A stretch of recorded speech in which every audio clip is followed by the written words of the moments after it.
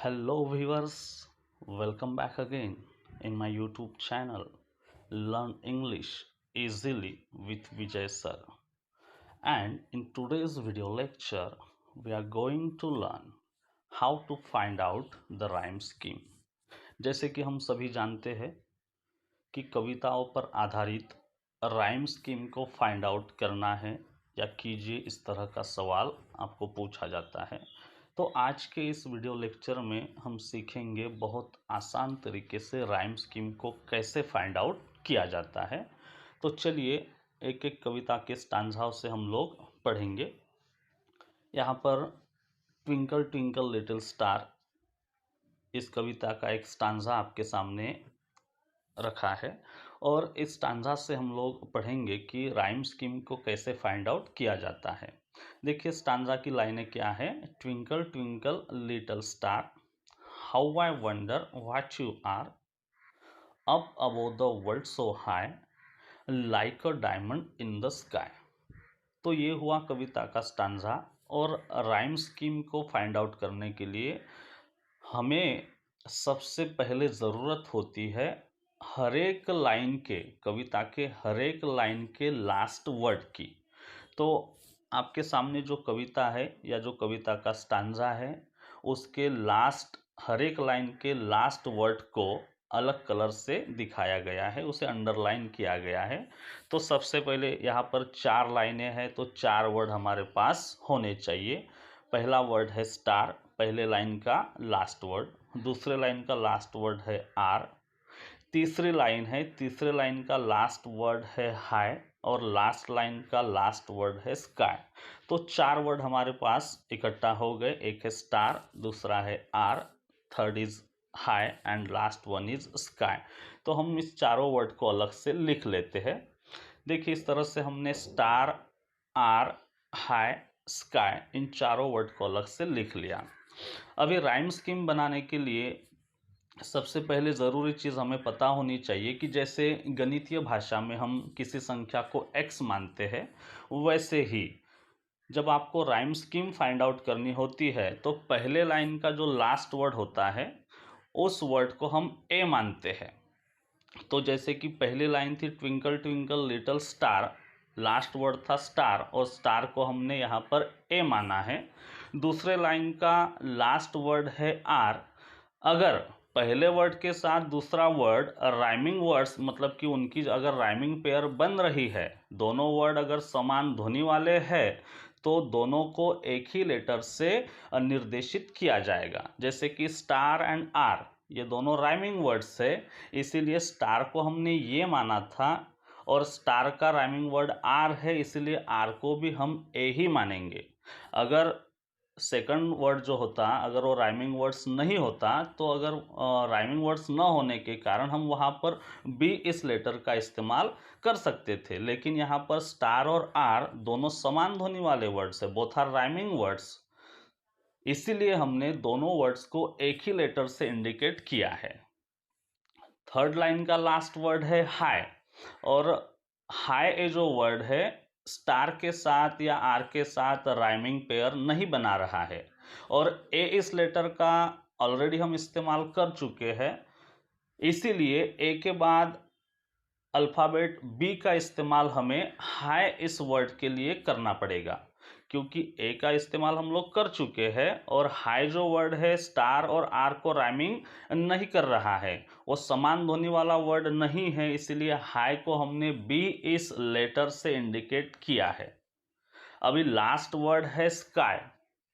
जब हम स्काई इस वर्ड को प्रोनाउंस करते हैं तो आपको हाई स्काई, मतलब कि ये दोनों वर्ड का जो ध्वनि है वो समान है ऐसे पता चल रहा है।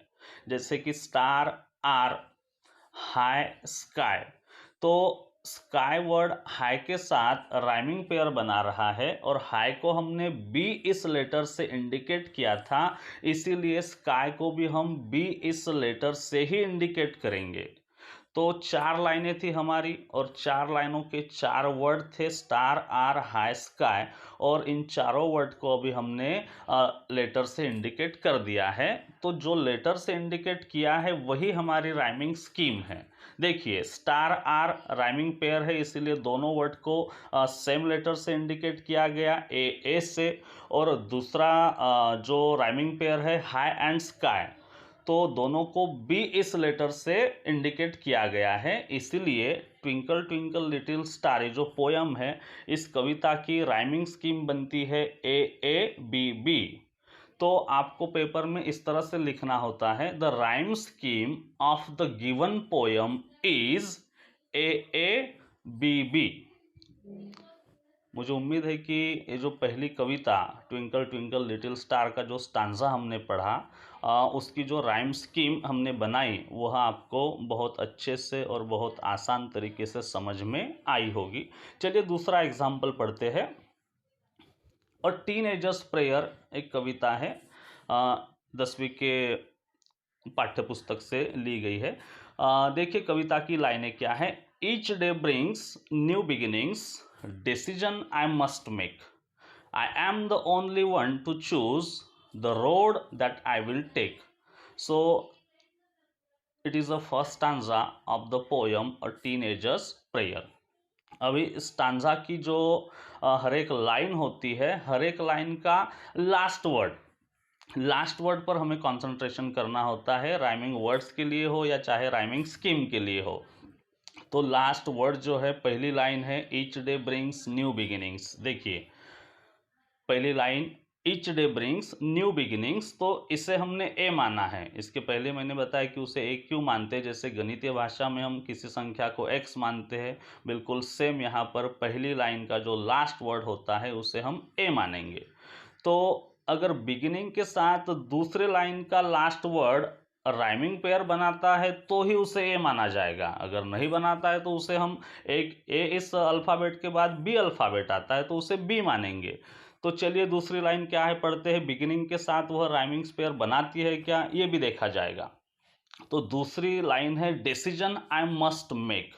तो बिगिनिंग और मेक ये जो दोनों वर्ड है वह आपस में राइमिंग पेयर नहीं है, समान ध्वनि वाले वर्डों नहीं है, इसलिए मेक इस वर्ड को हमने बी माना है। अभी तीसरी लाइन पढ़ना बहुत जरूरी है। देखिए तीसरी लाइन क्या है, आई am the only one to choose. पहला वर्ड था बिगिनिंग, दूसरा था मेक, तीसरा है चूज। तीनों वर्ड आपस में राइमिंग पेयर नहीं बना रहे हैं, इसीलिए थर्ड लेटर जो है ए इस अल्फ़ाबेट का हम इस्तेमाल कर चुके हैं, बी का भी कर चुके हैं, तो बी आफ्टर आता है सी, इसलिए चूज इस वर्ड को हमने सी इस अल्फ़ाबेट से इंडिकेट किया है। अभी लास्ट लाइन पर पढ़ेंगे। लास्ट लाइन है the road that I will be take. देखिए तो पहला वर्ड बिगिनिंग, दूसरा वर्ड था मेक, और मेक के साथ take, make and take both are rhyming words, so make को हमने बी इस लेटर से इंडिकेट किया था, इसलिए टेक को भी हम बी इस लेटर से ही इंडिकेट करेंगे। क्यों करेंगे, क्योंकि दोनों आपस में राइमिंग वर्ड्स है, दोनों समान ध्वनि वाले वर्ड है, इसलिए दोनों को एक ही लेटर से इंडिकेट करना बहुत ज़रूरी है। तो देखिए each day brings new beginnings, इसको हमने ए माना। डिसीजन आई मस्ट मेक, ये हमारी सेकंड लाइन है। बिगिनिंग्स और मेक ये दोनों जो है आपस में राइमिंग पेयर नहीं बना रहे हैं, इसीलिए मेक इस वर्ड को हमने बी माना है। थर्ड लाइन है आई am the only one to choose. अभी चूज ये जो वर्ड है न मेक के साथ राइमिंग बना रहा है न बिगिनिंग के साथ, इसलिए चूज को हमने सी माना है। लास्ट लाइन है the road that I will take. तो टेक जो है यह मेक के साथ राइमिंग बना रहा है, इसलिए मेक को हमने बी माना था तो टेक को हमें बी ही मानना होगा। तो इस तरह से ये जो अ टीनेजर्स प्रेयर, ये जो कविता है, ये जो पोयम है, इस पोयम की राइमिंग स्कीम क्या बन रही है देखिए। The rhyme scheme of the poem the teenager's prayer is A B C B. अभी ए बी सी बी कैसे बना आपके सामने आपको दिखाई दे रहा है। थोड़े अच्छे से उसे समझने की कोशिश कीजिएगा। बड़ा सिंपल तरीका है राइम स्कीम बनाने का। जिसे राइमिंग वर्ड्स पता है उन्हें राइमिंग स्कीम बनाने में किसी भी तरह की परेशानी नहीं होती है। तो मुझे उम्मीद है कि इस कविता की राइमिंग स्कीम किस तरह से फाइंड आउट की गई यह आपको समझ में आ गया होगा। नेक्स्ट पोयम है द ट्विंस। अभी इस कविता की राइमिंग स्कीम को हम लोग जानेंगे कि राइमिंग स्कीम कैसे बनती है। देखिए कविता की लाइनें क्या है। In form and feature, face and limb, I grieve so like my brother, that folk got taking me for him and each for one another. It puzzled all our kith and kin. It reached a fearful pitch. For one of us was born a twin, yet not a soul knew which. तो इस कविता में आप देख रहे हैं कविता में करीब करीब 8 लाइन समावेशित है। तो कुछ कविताओं का स्टांजा 4 लाइन का होता है, कभी कभी किसी कविता में 6 लाइनें होती है। यहाँ पर आपको दिखाई दे रहा है 8 लाइनें हैं। तो इस स्टांजा को हमें राइमिंग स्कीम में अभी परिवर्तित करना है। तो आप देख रहे हो हर एक लाइन का जो लास्ट वर्ड है ये हमारे लिए कितना इम्पोर्टेंट है। तो हर एक लाइन के लास्ट वर्ड को हम अलग से लिख लेते हैं। देखिए पहले लाइन का लास्ट वर्ड था लिम और अकॉर्डिंग टू रूल हमने उसे ए माना है। तो लिम के बाद दूसरी लाइन है और दूसरे लाइन का लास्ट वर्ड है ब्रदर। तो लिम और ब्रदर ये दोनों राइमिंग वर्ड्स नहीं है। ए इस अल्फ़ाबेट का हमने इस्तेमाल किया है, इसलिए ब्रदर को हम बी इस अल्फ़ाबेट से इंडिकेट करेंगे। अभी तीसरे लाइन का लास्ट वर्ड है हिम। अगर आप देखोगे तो लिम और हिम ये दोनों राइमिंग वर्ड्स है, इसीलिए लिम को हमने ए इस वर्ड से इंडिकेट किया था, तो हिम को भी हमें ए इस लेटर से ही इंडिकेट करना होगा। क्यों करना होगा? Because both are rhyming words. दोनों की राइमिंग पेयर बन रही है, इसलिए दोनों को एक ही लेटर से इंडिकेट करना बहुत ज़रूरी होता है और वहीं से हमारी राइमिंग स्कीम बनती है। तो लिम और हिम दोनों के लिए हमने ए इस अल्फ़ाबेट का इस्तेमाल किया है। फोर्थ लाइन का लास्ट वर्ड है अनदर। तो आप जब देखोगे ऑब्जर्व करोगे ऊपर तो ब्रदर और another both are rhyming words. Brother के लिए बी इस लेटर का इस्तेमाल हुआ था, इसलिए अनदर के लिए भी बी इस लेटर का ही इस्तेमाल करना होगा। तो ए बी पहले 4 लाइनों की राइमिंग स्कीम हमारी बन गई है। फिफ्थ लाइन है, फिफ्थ लाइन का लास्ट वर्ड है किन। अभी किन जो है अनदर, हिम, ब्रदर, लिम इन शब्दों में से किसी के भी साथ राइमिंग पेयर नहीं बना रहा है और ए और बी इन अल्फ़ाबेट्स का इस्तेमाल हम ऑलरेडी कर चुके हैं, इसीलिए नेक्स्ट अल्फ़ाबेट है सी। तो फिफ्थ लाइन के लिए हमने सी इस अल्फ़ाबेट का इस्तेमाल किया है। अभी सिक्स्थ लाइन का लास्ट वर्ड है पिच और पिच भी किसी के साथ राइमिंग पेयर नहीं बना रहा है। सी तक अल्फ़ाबेट्स का इस्तेमाल हम लोग ऑलरेडी कर चुके हैं, इसलिए पिच इस वर्ड के लिए डी इस अल्फ़ाबेट का इस्तेमाल हमें करना होगा। अभी सेवंथ लाइन है और उसका लास्ट वर्ड है ट्विन। जब हम ऑब्जर्व करेंगे तो ट्विन और किन बोथ आर राइमिंग वर्ड्स, दोनों समान ध्वनि वाले वर्ड्स है और किन के लिए सी इस अल्फ़ाबेट का इस्तेमाल हुआ है, इसलिए ट्विन के लिए भी सी का इस्तेमाल हमें करना होगा। तो इस तरह से सी का इस्तेमाल करके हमने अभी तक की राइमिंग स्कीम हमारी देखिए कैसे बनी है। ए बी सी डी सी और लास्ट वर्ड है, लास्ट लाइन का लास्ट वर्ड है विच और pitch both are rhyming words. Pitch के लिए हमने डी इस अल्फ़ाबेट का इस्तेमाल किया था, इसलिए विच के लिए भी हमें डी इस अल्फ़ाबेट का ही इस्तेमाल करना होगा। तो चलिए 8 लाइन की राइमिंग स्कीम हमारी बन गई है। तो जब हम लिखेंगे तो कुछ इस तरह से लिखा जाएगा, the rhyme scheme of the poem the twins is A B C D. तो देखिए अभी तक हमने 3 एग्जाम्पल देखे हैं। तीनों एग्जाम्पल से आपको क्लियरली समझ में आया होगा कि राइमिंग स्कीम बनाते समय राइमिंग वर्ड्स का रोल कितना बड़ा है। और एक कविता और उस कविता का स्टांजा आपके सामने उदाहरण के तौर पे दिया गया है। देखिए कविता का टाइटल है यू स्टार्ट डाइंग स्लोली। इस कविता की लाइनों को सबसे पहले हमें पढ़ना है और पढ़ के उसके जो लास्ट वर्ड होते हैं उनको अलग करना है। देखिए क्या है कविता की लाइनें। If you do not travel, ये पहली लाइन है। If you do not read, second line. If you do not listen to the sounds of life, this is a third line. If you do not appreciate yourself, you start dying slowly. तो you start dying slowly इस कविता की जो stanza आपके सामने है उसमें 5 लाइनों का समावेश है। 5 लाइनों के 5 लास्ट वर्ड को हमने ब्लू कलर में आपके सामने पेश किया है। तो सबसे पहले इन पांचों वर्ड को हम अलग करेंगे। तो travel, read, life, yourself और स्लोली, यह 5 वर्ड हमें मिल रहे हैं। तो travel, according to rule, travel इस वर्ड को हम ए मानेंगे, तो हमने उसे ए मान लिया। अभी ट्रैवल के बाद दूसरा वर्ड है रीड। तो ट्रैवल और रीड दोनों राइमिंग वर्ड्स नहीं है, उनमें कोई राइमिंग पेयर्स नहीं बन रही है, उनका जो साउंड है समान नहीं है, इसलिए रीड को हम बी मानेंगे। अभी नेक्स्ट वर्ड है लाइफ। तो लाइफ ये जो वर्ड है ना रीड के साथ वह राइमिंग बना रहा है ना ही ट्रैवल के साथ बना रहा है।